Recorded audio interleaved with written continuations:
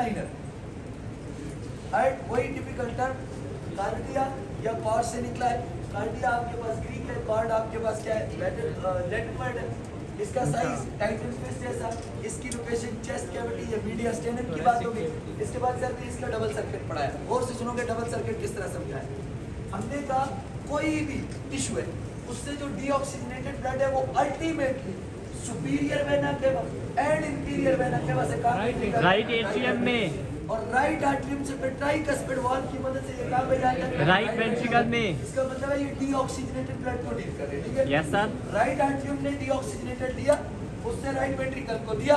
गौर से सुनना है, राइट वेंट्रिकल से ये काम है क्या बच्चा, पल्मोनरी आर्टरी। काम है क्या, पल्मोनरी आर्टरी। ब्लड कहाँ गया, पल्मोनरी आर्टरी। पल्मोनरी आर्टरी से ये कहाँ गया, पल्मोनरी या लंग्स के पास डीऑक्सीजनेटेड ब्लड था।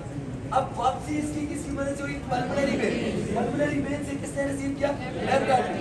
लेफ्ट आर्टरी से ये किधर गया, लेफ्ट वेंट्रिकल। और आपने याद रखना राइट डीऑक्सीजनेटेड को डील कर रहा है, लेफ्ट ऑक्सीजनेटेड। राइट से किधर गया, आयोटा। और अल्टीमेटली काम है बहुत क्या, टिश्यू के पास।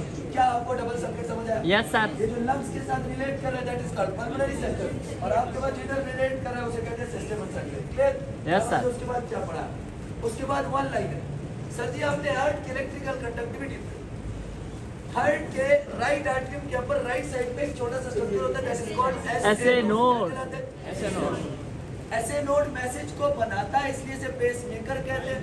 ये इलेक्ट्रिकल इंपल्स को जनरेट करता है और ये इलेक्ट्रिकल इंपल्स फिर कहाँ पे जाती है, एवी नोड। ऐसे नोड से एवी नोड आती है। एवी नोड कहाँ पे मौजूद होता है मेरे बच्चा, ये भी राइट आर्टरियम और लेफ्ट साइड पे। SA node and AV nodes are both are present in right atrium, present है कि नहीं। उसके बाद सर देखा वेंट्रिकल्स के दरमियान इंटरवेंट्रिकुलर सेप्टम होता है और इस इंटरवेंट्रिकुलर सेप्टम के अंदर क्या होता है, वेंट्स होते हैं। अब मैसेज पहले ऐसे नोड से कहाँ गया, एवी नोड। एवी नोड से कहाँ गया, मंडला बेस, और फिर मंडला बेस से जो बाहर वाली वॉल्स होती है पुरकिंजे फाइबर, पुरकिंजे फाइबर्स होते हैं। क्या होते हैं रे, पुरकिंजे फाइबर। अब मैसेज फिर कहाँ पे चला गया, पुरकिंजे फाइबर। अब याद से सुना, ये सीक्वेंस समझ आया कि नहीं आया? Yes sir. ऐसे नोड को पेसमेकर कहते हैं, एवी नोड को पेस सेंटर कहते हैं। मंडला बेस मैसेज को रिसीव करके वेंट्रिकल्स के अंदर डिस्ट्रीब्यूट करता है और उसके बाद सरने का ये जो आपके पास वेंट्रिकल्स होते हैं इनकी वॉल पे पुरकिंजे फाइबर्स होते हैं। अब पुरकिंजे फाइबर को जयनगर विस्टा पुरकिंजे ने डिस्कवर किया, सबसे इंपॉर्टेंट बात जो मैंने अभी बोल दिया आपने याद रखना है।